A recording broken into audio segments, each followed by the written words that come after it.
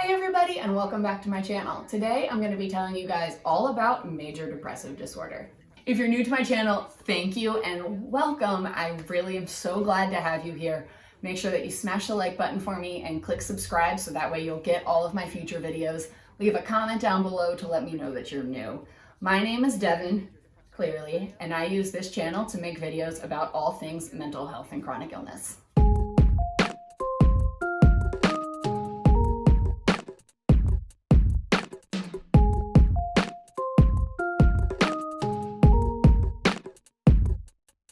Major depressive disorder, or more commonly known as depression, is something that I have been dealing with for the majority of my life.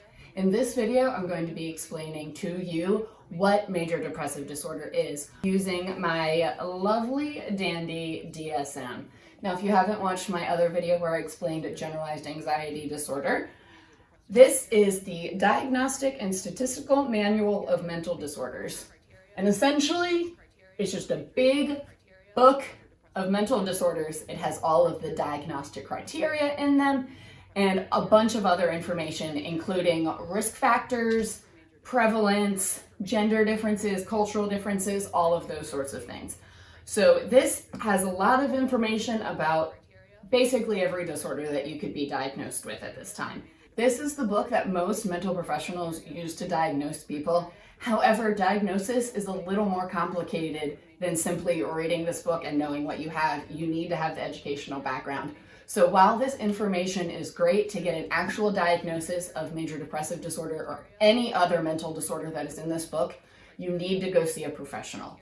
I got my own copy of this book because before the pandemic, I was taking classes to become a therapist. So eventually I plan to be a mental health professional, and that is why I need this book.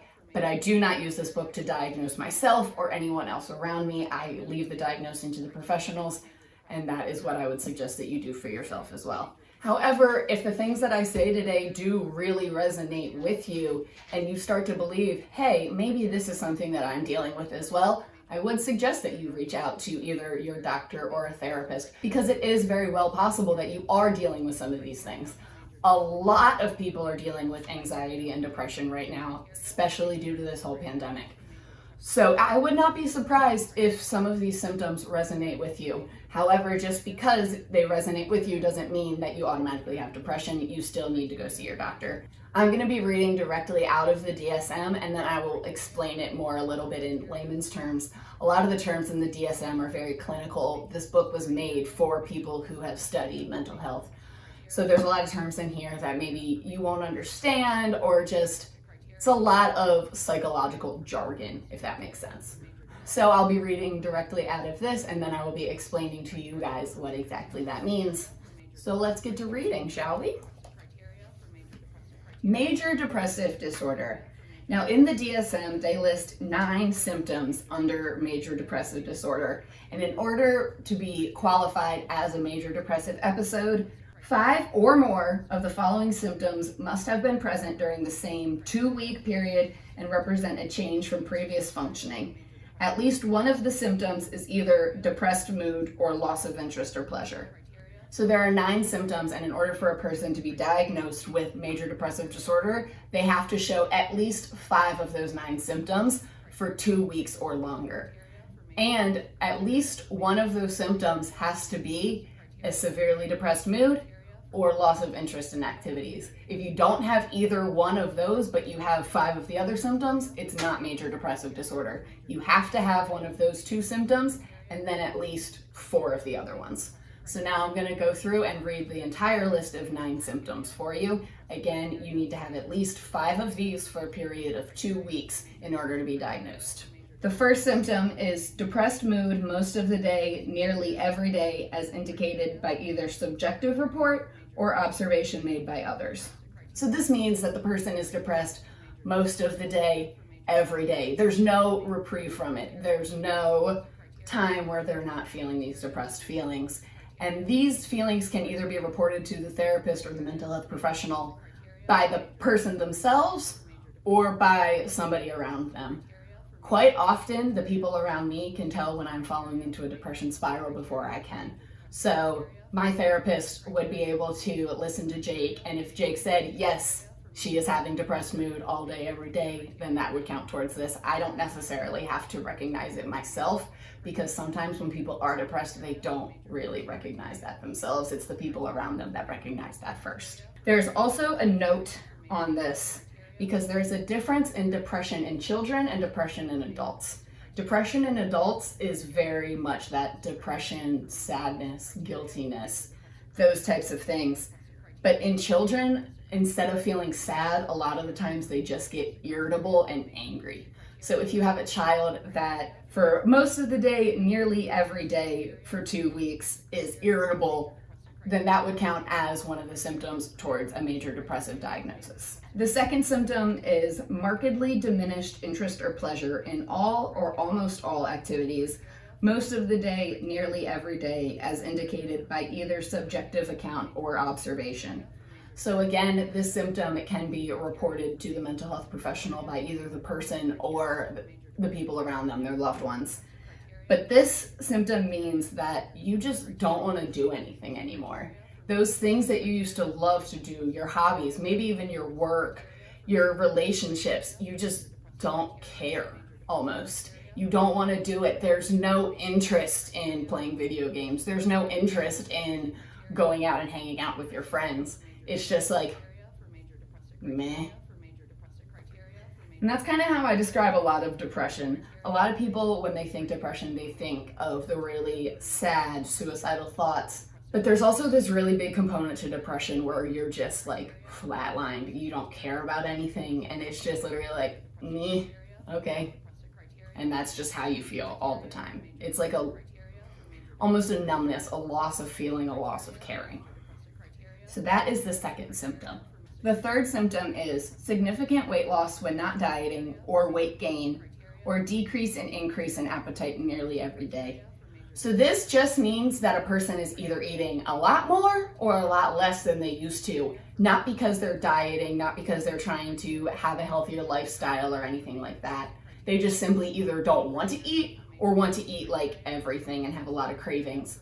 There's also a note for this symptom that says, in children, consider failure to make expected weight gain. So a child that's depressed may not be gaining weight like they should. They aren't growing the way that they should. So in children, it's important to not only look at how much weight they're gaining or losing, but if they are maintaining a weight when they should be gaining weight, that is also a problem and could be indicative of depression. The fourth symptom is insomnia or hypersomnia nearly every day. Insomnia means you can't sleep. Hypersomnia means you sleep all the time. Now, there's a lot of either or kind of symptoms with mental illness. You either eat everything or you eat nothing. Either sleep all the time or you can't sleep at all. So really, you're just looking for changes in sleeping patterns and changes in appetite, changes in your usual functioning. So a person with depression could either never be able to sleep or be sleeping 16 plus hours a day. So the fifth symptom has a word in it that in most cases I would not use in any way. It can be very derogatory. However, in the psychological field, we use it in a very clinical way. We're not using it for what people think of it as. It's literally used as the word means, and that word is retardation. And that word simply means slowed down. And it is used directly in the DSM, so I wanted to read it directly, but I also want to explain that I do not condone using that word against anybody. I actually call out anybody in my life who uses those type of words. However, in this way, it's not meant that way. It is simply meant slowed down, and it is used a lot in mental health type things. So I want to use the correct terminology that they use in here, but I also want to explain that I'm not using it in a derogatory way. I will not use it in a derogatory way, and you should not either. That being said, the fifth symptom is psychomotor agitation or retardation nearly every day, observable by others, not merely subjective feelings of restlessness or being slowed down.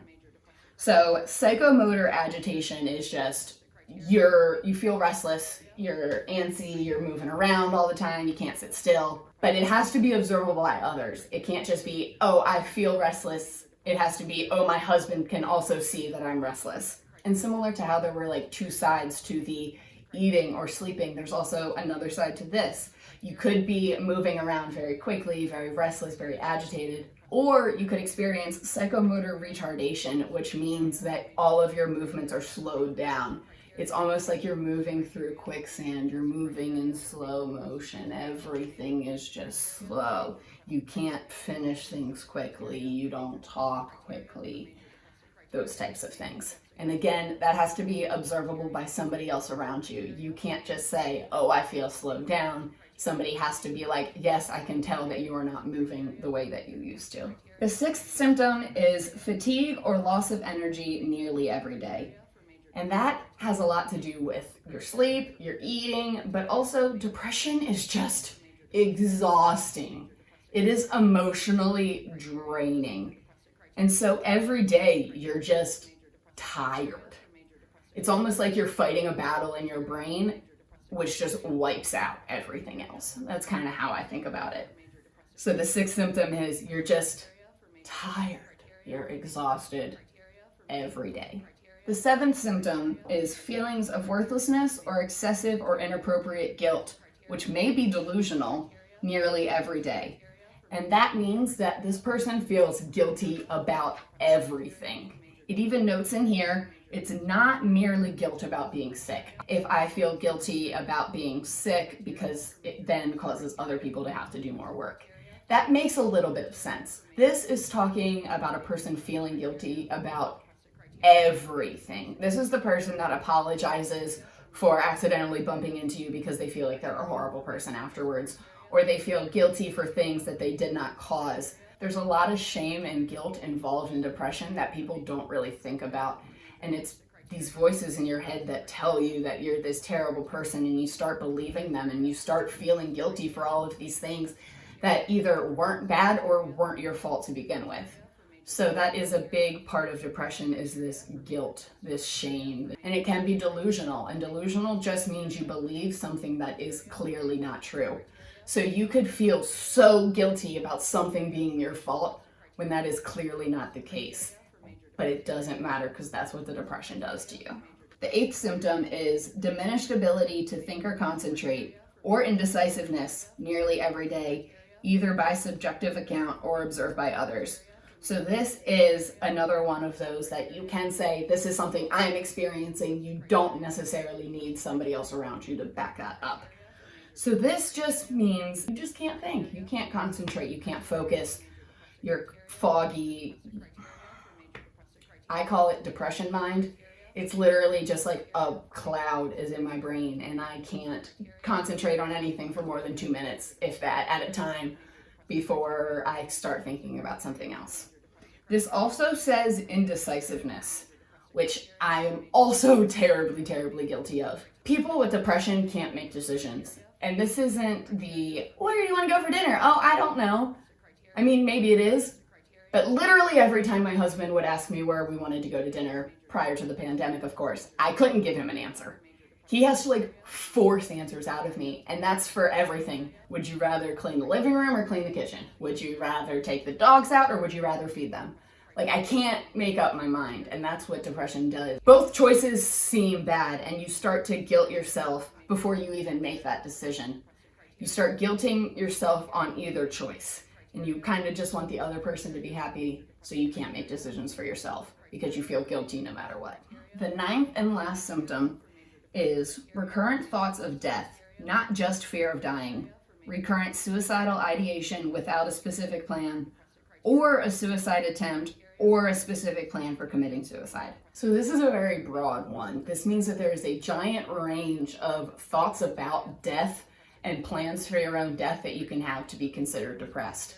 You don't need to have an actual plan to be considered depressed. You could literally just think about death multiple times a day, and that would be sufficient for this. There's a spectrum. You have people who just think about death. You have people who think about their own death. You have people who have planned their own death, and you have people who have tried to complete that plan. So there's a spectrum, but all of those people on that spectrum may have depression. So in order for a person to be diagnosed with major depressive disorder, they need to have at least 5 of those 9 symptoms that I just explained to you. and at least one of those symptoms has to be one of the first two, either depressed mood or diminished interest. The DSM does have a few more diagnostic criteria though, before you can actually be given this diagnosis. The next criteria is the symptoms cause clinically significant distress or impairment in social, occupational, or other important areas of functioning. Now, this just means that the depression is affecting your life. It's hurting your social life, it's hurting your personal life, it's hurting your work life.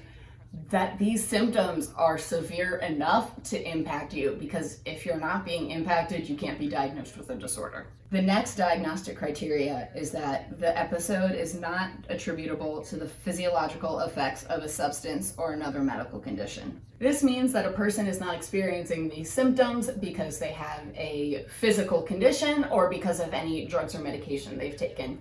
They're depressed because they're depressed. They're not experiencing these things because they have taken drugs or because they have an actual medical condition. They want to make sure that these symptoms are due to the depression and not due to another physical issue going on. Similar to the last one, the next diagnostic criteria is that the occurrence of the major depressive episode is not better explained by another disorder, which means that, again, the depression is because of the depression. You're not feeling these symptoms because you're bipolar or you have schizophrenia or you have another psychotic disorder. No, you're feeling depressed because you are depressed. You're feeling these symptoms because you have major depressive disorder, not because there's another disorder going on mentally. And those three criteria, I believe, are included in every single mental disorder in here, because it's very important to be diagnosed with something that thing is affecting your life, isn't due to another physical thing going on, and isn't due to any other psychological stuff going on either. You need to make sure that you are experiencing these symptoms because of what you're being diagnosed with, not because of other things. However, there is one last diagnostic criteria on here that is not included in everyone, and that is there has never been a manic or hypomanic episode. Now, this just means that a person has not experienced mania, and that is a period of very high elevated mood. I'm not really going to go into that too much right now. A lot of people with bipolar disorder experience mania and other disorders too, but bipolar used to be called manic depression because you deal with mania and depression. So this last diagnostic criteria really means that if you've had a manic episode, you probably don't have major depressive disorder. You probably have bipolar or something else along those lines. If you're dealing with both depressive and manic episodes, you don't simply have depression, there's something else there. So those are all of the diagnostic criteria for major depressive disorder. So as I continue to do this YouTube thing, I get better and better at realizing where videos are supposed to be split. Eventually, I will stop realizing that when I'm editing and start realizing it when I'm filming. But oh well, I talk a lot, just more content for you guys, right? So this is gonna be the end of this video. I covered everything about the diagnostic criteria for major depressive disorder. In the next video, I'm gonna be covering even more information about this disorder, so you don't wanna miss that. Trust me, that video is coming later this week, and I will hope to see you then. As of right now, I hope you enjoyed this video. I'm glad you made it to the end. Please make sure that you are subscribed to my channel. You ring the notification bell so you always know when a new video is up. Smash that like button for me, leave any comments you have down below, and I'll see you next time.